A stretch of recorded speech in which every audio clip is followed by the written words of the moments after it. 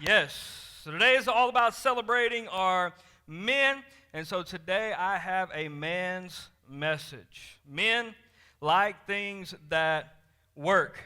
We don't like to read all, we don't always like to read all of the instructions. And so today the message is going to be short and simple. And if you will apply it, if you'll take God's word, and it won't just go in and out while you're here, but if you'll take it, you'll hold on to it, you'll apply it to your life, then God's word will always change your life. So it will work. We're going to be in Mark chapter number 3 today. Mark chapter 3, verse number 22.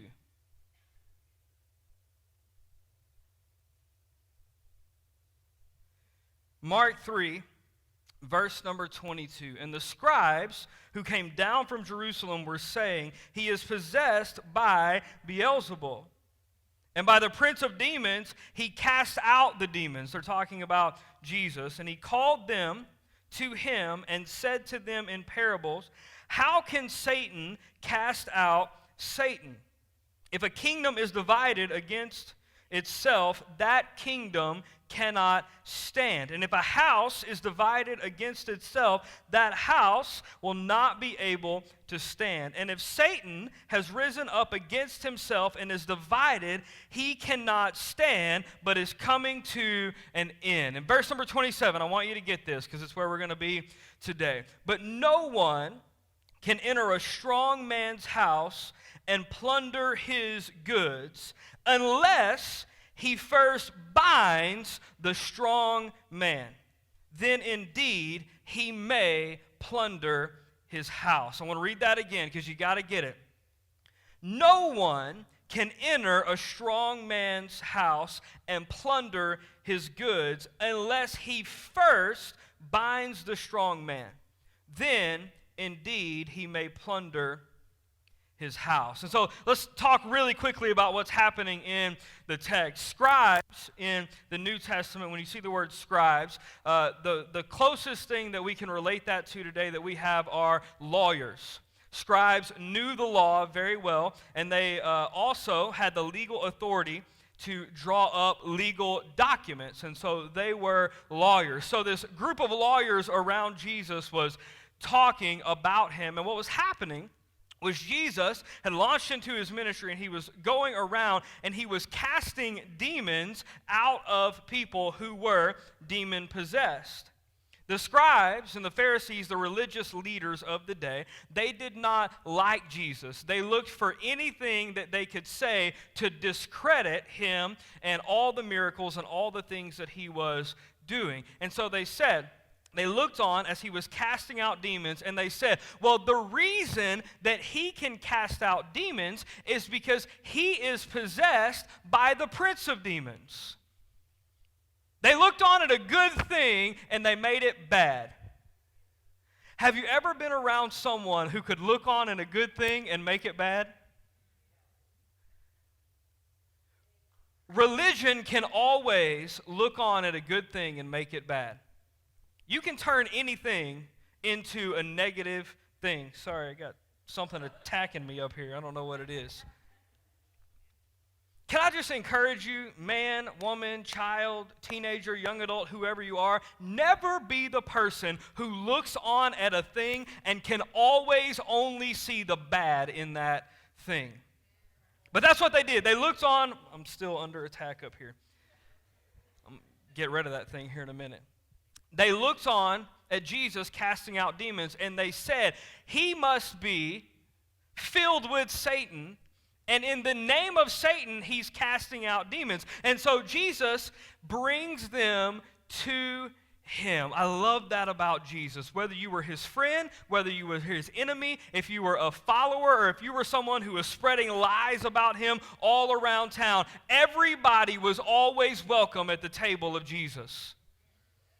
Everybody was always welcome. So he brings them to him, and he speaks to them in parables, and he says, "A house divided against itself cannot stand." Basically, he says, it makes absolutely no sense that Satan would be driving himself out of people. And then he gives us a principle that's so true for us today, and that's where we're going to set today in verse number 27. But no one can enter a strong man's house and plunder his goods unless he first binds the strong man, then indeed he may plunder his house. Here's the principle. If you can get into the strong man's house and bind him, then you can defeat him. If you can get into the strong man's house and bind him, then you can defeat him. So when we're doing the right things, this gives us a great advantage, because what we're going to talk about today is how this goes both ways. If we're doing the right things, this gives us a great advantage over the enemy. When we're doing the wrong things, this will devastate men, not only us, but it will devastate our families, it'll devastate our marriages, it'll devastate our children. When we're doing it right, it works beautifully. When we're doing it wrong, it works against us 100% of the time. Today we're going to talk about the strong man. Really simple today. I have 2 points for you. Number one is this: we need to bind the enemy. We need to bind the enemy. And how about this? Jesus gives us the authority to do just that. Jesus gives us the authority to bind the enemy. Matthew 28, Jesus came and said to them, "All authority in heaven and on earth has been given to me." Right before he gives them the Great Commission, therefore go and make disciples of all nations. Right before he says that, he says, and this is the authority under which you're going to go and make disciples. All authority in heaven and on earth has been given to me. What's he saying? And I'm going to empower you to go and do what I called you to do. We have all authority. Why? Because Jesus won all of the authority at his resurrection, and we are joint heirs as sons and daughters of God. We are joint heirs with Christ and have all the power and all the authority that he has and that he's given to us. All the authority in heaven and earth. I want you to think about that, how much authority that is that we walk in. Because I don't think that we always recognize, as followers of Jesus and sons and daughters of God, the amount of authority that we have as we walk through our life's journey. All the authority in heaven and all the authority on earth. That means that not only do we have authority over spiritual things, but we have authority over physical things. There is nothing that the enemy has possession of now that we do not have authority over. All of the authority in heaven and on earth has been given to me, and now I'm giving it to you. Go and make disciples. Men, it would change everything for your marriage, everything for your kids and your family, if you started walking in all of the authority that God has given to you. The way that we defeat the enemy is to bind him before the battle. The way that we defeat the enemy is to bind him before the battle begins. If you wait until you're in the middle of a mess, you've waited too long to bind the enemy. If you've waited until you're in the middle of the worst time of your life, you have waited too long to tie the enemy up. But before the battle begins, before you can plunder the enemy's house, before you can go in, you have to tie him up. You have to bind him. So how do we do that? How do we bind the enemy before the battle? Really simple. Through prayer. Yeah? It's a man's message. We're keeping it simple for us guys today.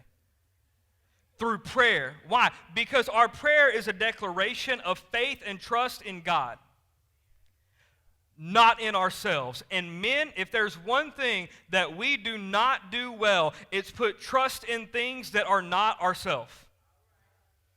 Faith and trust in God is declared through prayer, through fasting as a declaration of self-denial, and through worship as a declaration of humility. We need to bind the enemy through the power of Jesus and take back what the enemy has stolen from us, what the enemy has plundered. We have the authority to go and get that back. our personal identities, our marriages, our families, our community, our nation. We have all authority in all of the earth and in all of heaven has been given to us. We got to bind the enemy before the battle begins. But if we don't bind the enemy, he will bind us. If we don't bind the enemy, he will bind us. This is one of those things where there is absolutely no gray area. There's absolutely no middle ground. It's completely black and white. There's a line of division right down the middle. Either you bind the enemy or every single time he will bind you. We may decide that our families are not worth the fight, but the enemy will never make that same mistake. I said the enemy, men, is willing to put up a fight for your family. And so if you want to lead your family in the things and in the ways of God, you're going to have to be willing to put forth some effort. There's going to be some fight that has to come out of you. The enemy wants your family, and he'll work for it. And do you know who he's going to come after first? Out of everyone in your family, do you know who the enemy will come out first and hardest to get? He's going to come after the strong man. The enemy's going to come after the man first. Our problem is twofold, really. We, as the men of our families, the protectors and providers, have chosen not to bind the enemy, and in doing so, we have allowed the enemy to bind us. Mr. Lee's going to come help me real quick with an illustration. Will you give him a hand as he comes? Because he's awesome. I gave him a heads up. You guys know I'm not always like really great at telling people before I'm going to bring them up on the platform. But if I'm being completely honest, sometimes I stand by Lee and I'm a little afraid. No, I'm not. I love Lee. I believe he loves me. He's a teddy bear. This is totally off the point, but in all seriousness, you should see him with kids, with like little kids, because it is absolutely amazing how great he is with little kids. And we were talking earlier, and there's a little kid with him this morning, and he's like, I can't take him to the nursery because if he cries, I'll never be able to leave him in there. He's got a good heart. I love him, but he's going to help me out a little bit this morning. How many of you guys think that I could go to Lee's house as a burglar, as someone who wanted to do harm to his family, and that I could walk into Lee's house and I could take his things and him not stop me? Nobody, right? Nobody thinks that. Why? Because he's going to protect what is his. He's going to protect his wife. He's going to protect his daughter. He's going to protect his sons. Why? Because he is passionate about protecting what God has given him to protect. I could never go in and take what is his unless, I want you to do me a favor. Will you sit down? Sit down in that chair there. I want you to take this, if you will, if you don't mind, and wrap it around your foot, and just get it around there good. Because see, it doesn't matter how big Lee is. Because see, what you don't get is Lee represents us.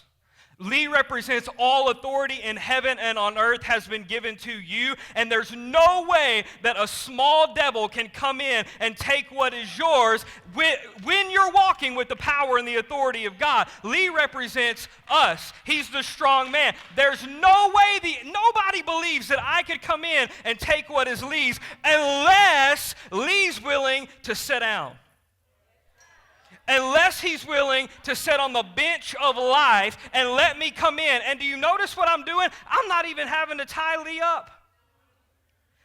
I gave him the chain, I gave him the temptation and said, hey, if you don't mind, will you go ahead and wrap this around your legs? Now do this. Wrap it around both of your hands. It's going to take a little bit of doing. Yep, there you go. Both of them. I don't even have to tie him up. Now, he's bound.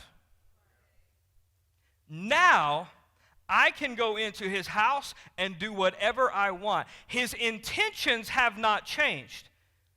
He would still be just as passionate about stopping me from going into his house and taking what belongs to him. He would still have the same intentions, but he let me bind him, so now he cannot protect himself. It's the exact same thing that we've allowed to happen. We would never say, yes, please let the enemy come in and take everything that God has blessed me with, and take my marriage, and take my kids, and take my career, and take control of my money. We would never say that, but then we allow ourselves to sit down on the bench of life, and the enemy hands us a temptation, and we wrap it around our feet, and we wrap it around, and we bind ourselves to the temptations of the enemy, and our intentions may still be just as good, just as pure, just as righteous, but we can't fight back anymore. Why? Because we have been bound by the enemy. Now he's running through our house, destroying everything that we've worked our entire lives to build up. We're all bound by different things too. Some of us are bound by drugs. Some of us are bound by social status. Some of us are bound by pornography. Some of us are bound by money. Some of us are bound by alcohol or gambling. Some of us are simply bound by apathy. We just don't care. Whatever the enemy can use to bind you, he will use. If you're taking notes, you need to write that down. Whatever the enemy can use to bind you, he will use. Something that I noticed just weeks after having our second son was how different our boys were. And now Brantley's a year old, and you can definitely tell they're so different in so many different ways. They're just way different. And in the same way that my boys are different, and they have different strengths and they have different weaknesses, all of us in this room have different strengths and have different weaknesses. And the enemy is not going to throw out a temptation that's just a blanket, hey, I'm going to throw this out there and see what sticks. He's going to devise a temptation. He's going to devise a chain that is especially made just for you. I told you, he's willing to put in the work. The enemy's willing to put in the effort, and he'll devise a chain that looks so good to you that he can hand it to you and say, hey, will you put this on? And you'll do it gladly. Not knowing that at the end of what feels and looks good and right, you're going to be bound to the point that you can no longer fight, men, for what God has given you. You can no longer fight for what is yours. The trap that the enemy will lay for you is not the same trap that he will lay for me. His trap will be tailor-made just for you. So our bondage may look different. And in the church, that's how we like it. Because we've got the good-looking bondages. Oh, it must have just got real good. I said, we've got the good-looking bondages. Sometimes we even have the bondages that no one can see. Sometimes we've taken our bondage and we've put things around it and we've covered it up where no one even knows that we're bound. There are people outside of the church who are bound in bondage, and it looks nasty. And if you look at their life, you would know. Just by looking at their life, you would know how far they are from God. And then there are also people who come to church every single week who are just as bound as they are. The temptation may look different. The chain may look different, but the end result is the exact same. You cannot fight for your house if you will allow the enemy to come in and to bind you. Thank you so much for helping me out. Yeah, I think you can probably get out of that. Thanks a lot.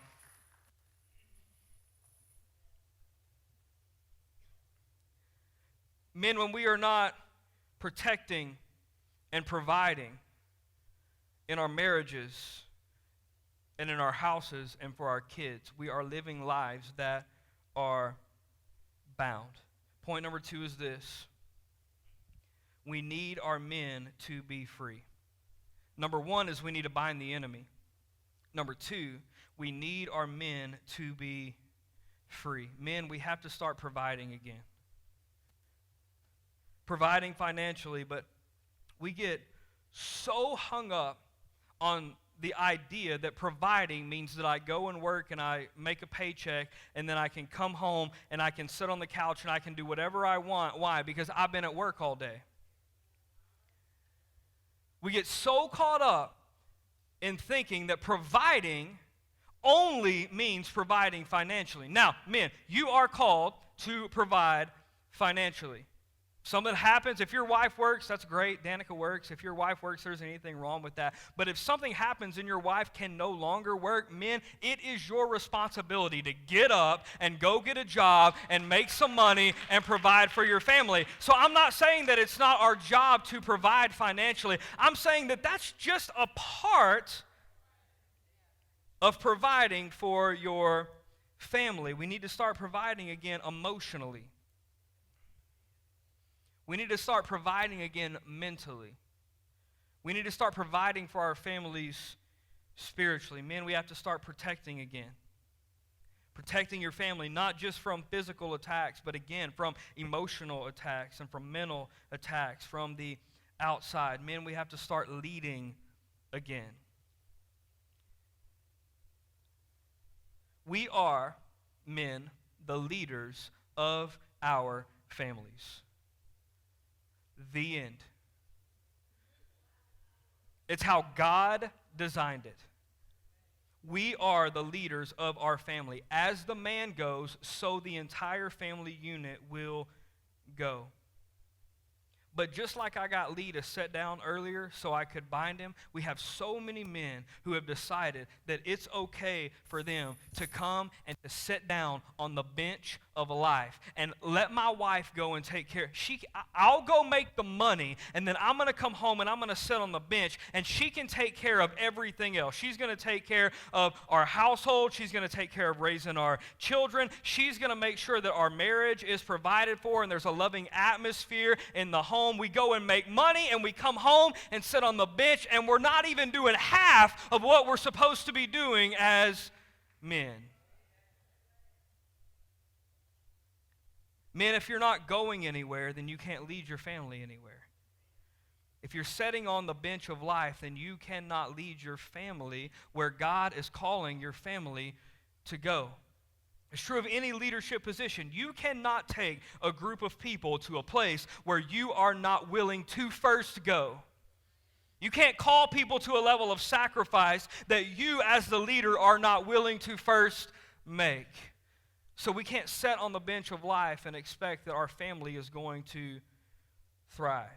We need to get our men back in the game. Men, we need to start leading again. And this starts in the spiritual realm. How are we going to do it? Man, how are we going to be free? I told you we're keeping it simple today. It's the exact same way that we're going to bind the enemy. The same way that we bind the enemy is the same way that we make sure that we live in continual freedom, and that is through prayer, fasting, and a life that is given as worship unto God. So today I want to challenge our men to provide, protect, and lead your families. Men, if you'll do that, shake your head at me. Wives, be looking at them. Okay. So our men have just committed that they're going to, if they've been on the bench, they're going to get off the bench. They're going to get back in the game. They're going to start leading their families where God has called them to be. So for just a moment, I want to talk to our women.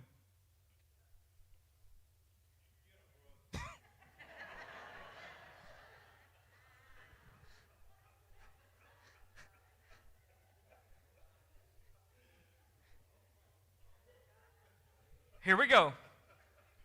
Women, if you have a man, if you have a husband who is not leading well right now, after today, he's going to start.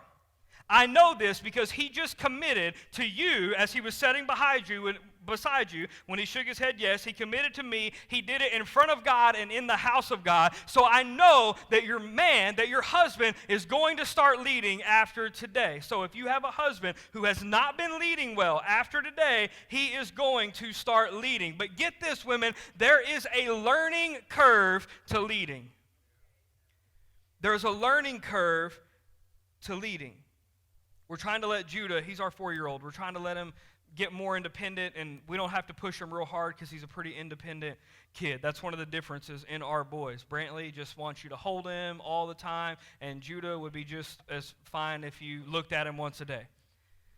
He's an independent kid. And so the other day he came in, I was getting ready. He walked into my bedroom, and he said, "Dad, I'm going to brush my teeth by myself." He walked into the bathroom, and he shut the door behind himself, as so I could not enter. Got his toothbrush, got his toothpaste, stood up on the bath, leaned over into Danica's sink, and I walked in a couple minutes later, and he was brushing his teeth. He was not doing it well. Because by that point, he had stuck the toothbrush under the water so many times that there was no toothpaste left. The water had been running for 4 or 5 minutes straight, just full blast, both of the things on, just so we were wasting water, which is a problem for men. We were wasting resources, we were wasting water. I'm confident that all of his teeth did not even get touched. For as long as he had that thing in there, I guarantee you that all of his teeth did not get hit with a toothbrush. But he's learning to lead himself.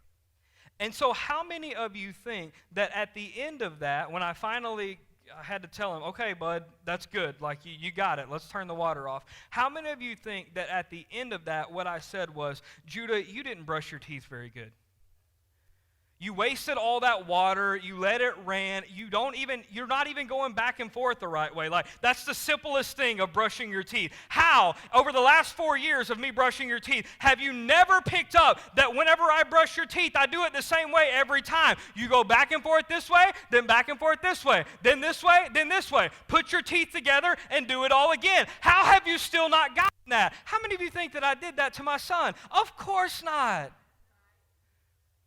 Because I understand that he is learning to lead himself. And so what do? We high-fived.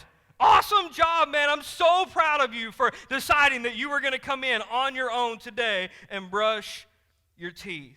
It's messy, but I still celebrated him. Ladies, if you aren't careful, when your husband begins to lead, you'll criticize his mistakes instead of celebrating his victories.